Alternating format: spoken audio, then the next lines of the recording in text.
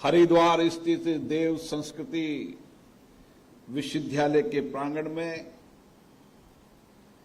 जिस प्रांगण से ही हमें धर्म, संस्कृति, आध्यात्मिक की ऊर्जा मिलती है,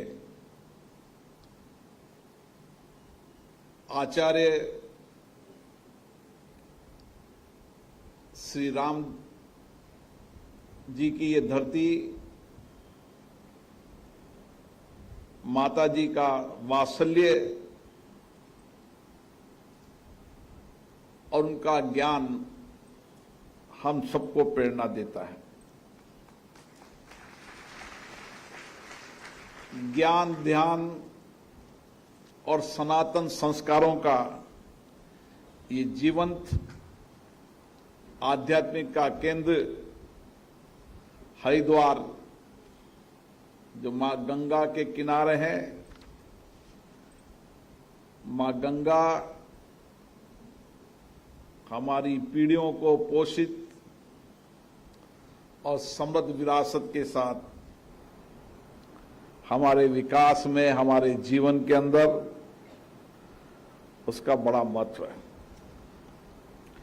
और ये जिस धरती पर ये कॉन्फ्रेंस हो रही है, इसका भी अपना एक महत्व है, क्योंकि धरती ऋषि मुनियों की धरती है, आध्यात्मिक धर्म संस्कृति की धरती है। आचार्य श्री राम जिन्होंने वैदिक ज्ञान को देश और दुनिया में पहुंचाया, भारतीय संस्कृति में उसकी पहचान कराई, वो अपने आप में अद्भुत है। और इसीलिए ये सम्मेलन जिस विश्वविद्यालय में हो रहा है, ये देव संस्कृति विश्वविद्यालय, जो अखिल भारतीय गायत्री परिवार, जो आज विश्व गायत्री परिवार के रूप में दुनिया के कई देशों के अंदर भारत की संस्कृति, भारत का आध्यात्मिक, भारत का ज्ञान दुनिया में पहुंचा रहे हैं। हमारे डॉक्टर चिन्मय पांडे जी, जो देश के कई क्षेत्रों के अंदर जाकर भारतीय संस्कृति की ज्ञान परंपराओं को, प्राचीनतम पद्धति को आधुनिक पद्धति के माध्यम से लोगों के जीवन में बदलाव कर रहे हैं। और इसीलिए परम पूज्य आचार्य श्री राम शर्मा जी माता जी ने जब एक केंद्र स्थापित किया था, तो ये केंद्र आत्म संस्कार का केंद्र, वैज्ञानिक चेतना का केंद्र, सेवा समर्पण का केंद्र और लोगों के जीवन के आध्यात्मिक जीवन का बदलने का केंद्र है। और इसीलिए इस सम्मेलन में आज मैं विशेष रूप से ये कह सकता हूं कि उत्तराखंड की इस धरती पर, जहां के यशस्वी मुख्यमंत्री, हमारे मित्र, जो लंबे समय तक सामाजिक राजनीति जीवन में जिन्होंने संघर्ष किया, लोगों के जीवन को बदलने का काम किया, आज यहां पर आए। आज उनका जन्मदिन भी है, वो यशस्वी हो और इसी तरीके से इस देवभूमि की प्रतिष्ठा को देश और विश्व में पहुंचाने का काम करें। मुझे खुशी है कि आज जिस विषय पर यह चर्चा हो रही है वह अपने आप में अद्भुत है। और ये विषय इतना महत्वपूर्ण है कि मैं धन्यवाद दूंगा कि आज हम सब जिस विषय पर चर्चा करने जा रहे हैं, ये विषय शायद विश्व में पहली बार आयोजित हो रहा होगा, फेथ एंड फ्यूचर का विषय। यह अंतर्राष्ट्रीय सम्मेलन अपने आप में अद्भुत है। जहां पर सबसे दुनिया की नई टेक्नोलॉजी, आर्टिफिशियल इंटेलिजेंसी, एआई, और एआई के साथ आध्यात्मिक मूल्यों के साथ एआई का समावेशन किस तरीके से हम दुनिया के अंदर अगर भारत की संस्कृति, ज्ञान, परंपरा को अगर दुनिया में पहुंचा सकते हैं तो उसमें एआई का महत्वपूर्ण उपयोग है। भारत धरती तपोक धरती है। ये धरती साधु संतों की तप तपस्या ज्ञान की धरती है। इस धरती पर वेद विज्ञान से लेकर भगवत गीता से लेकर रामायण तक जो जीवन को परिवर्तन करने का काम करती है, व्यक्तियों को चुनौतियों से लड़ने का साहस पैदा करती है, एक आदर्श जीवन जीने की प्रेरणा देती है, एक कर्म के साथ व्यक्ति आध्यात्मिक जीवन में कैसे जीवन जी सकता है उसका ज्ञान देती है। और यह हरिद्वार की धरती तो ध्यान योग की धरती जो दुनिया में आज एक नया संदेश पहुंचा रहा है। और इसीलिए ध्यान योग की इस धरती के अंदर हमें आने वाले समय के अंदर अगर दुनिया तक भारत की संस्कृति, ज्ञान, तपस्या, विद्वानों की परंपरा, उनका दिया गया ज्ञान अगर पहुंचाना है तो एआई के अलावा कोई उपयोग नहीं। और इसीलिए एआई का उपयोग करते हुए हम किस तरीके से नैतिक चीजों को समाज में पहुंचा सकते हैं, इसका अगर सबसे बड़ा उपयोग आज की तारीख में दुनिया में है तो वह आर्टिफिशियल इंटेलिजेंसी का है। अगर हम कहेंगे कि आर्टिफिशियल इंटेलिजेंसी से अगर हम आध्यात्मिक धर्म संस्कृति को दूर पहुंचाएंगे तो हमारी धर्म संस्कृति, आध्यात्मिक ज्ञान, हमारा वैदिक, हमारा योग संस्कृति कैसे पहुंचेंगे। मैं चिन्मय पांडे जी को कहना चाहता हूं, कितना विजन है उनका विजन अद्भुत है। और इस अद्भुत विजन के कारण ही उन्होंने एक कॉन्फ्रेंस रखी है जिसमें देश और दुनिया के लोग आए हैं। और देश दुनिया के अंदर आप देखते होंगे कि जब भी मन शांति, तन शांति, जीवन शांति के लिए आते हैं तो गंगा किनारे हरिद्वार की धरती पर आते हैं और वो संदेश फिर दुनिया में पहुंचाते हैं।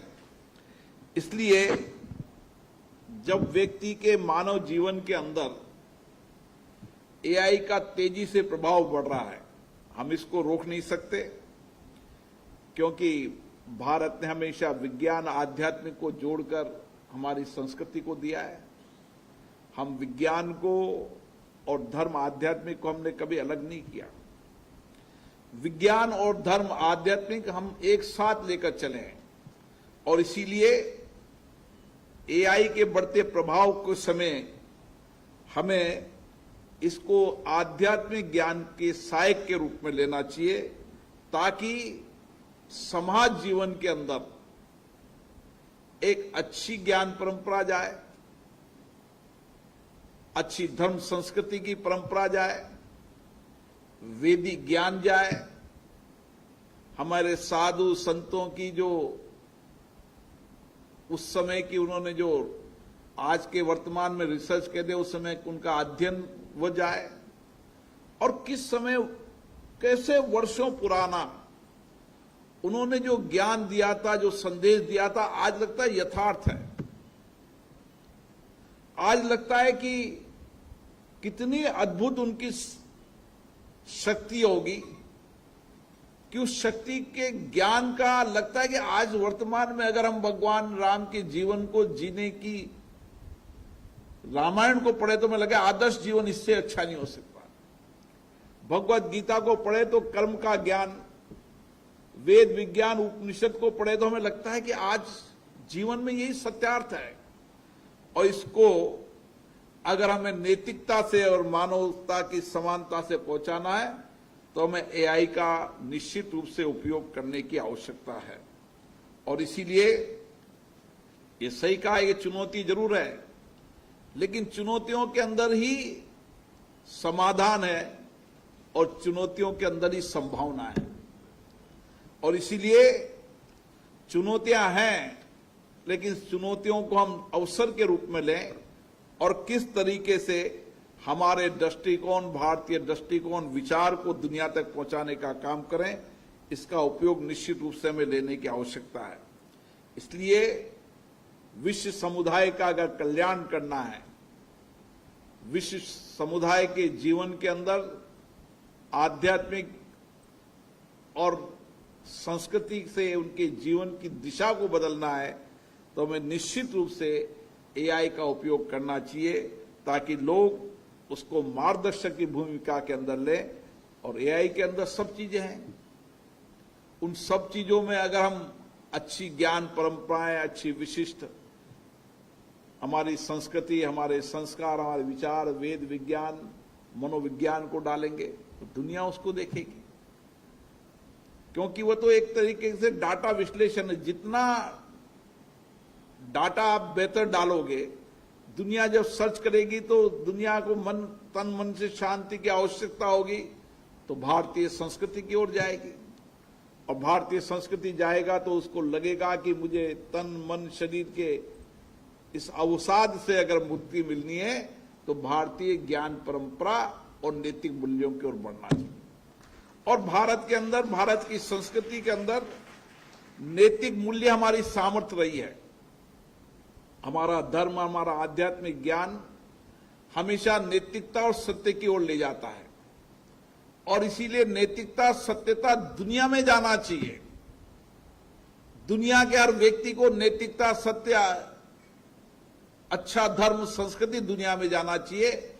इसके लिए एआई का उपयोग करना चाहिए, ये आज की आवश्यकता है।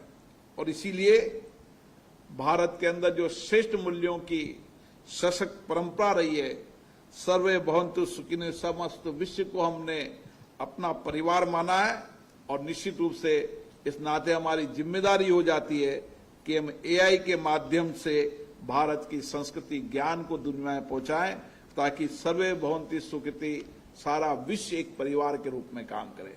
आज जब अशांति का समय हो, उस समय शांति और स्थिरता के लिए हमें हमारे ज्ञान परंपरा को दुनिया में पहुंचाना होगा।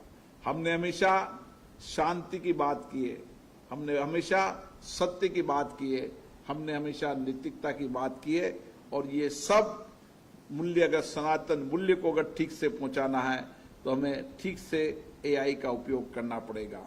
और इसीलिए भारत का अतीत बहुत समृद्ध, गौरवशाली, वैदिक परंपराओं, आध्यात्मिक परंपराओं से पोषित रहा है।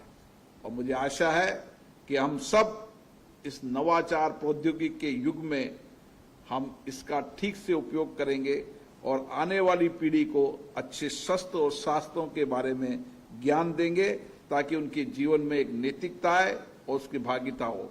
इसलिए वैश्विक सहभागिता के अंदर भारत की आध्यात्मिक चेतना पहुंचाना हम सबकी जिम्मेदारी है। मुझे आशा है इस दिशा के अंदर व्यापक विचार विमर्श होगा और हम सब मिलकर अच्छी चर्चा, मंथन, विचार विमर्श करेंगे, क्योंकि हमने देखा है कि संसद के अंदर भी हम जितनी अच्छी चर्चा, संवाद करते हैं, जितनी तर्क से चर्चा करते हैं, उतना ही हमारा लोकतंत्र सशक्त और मजबूत होता है।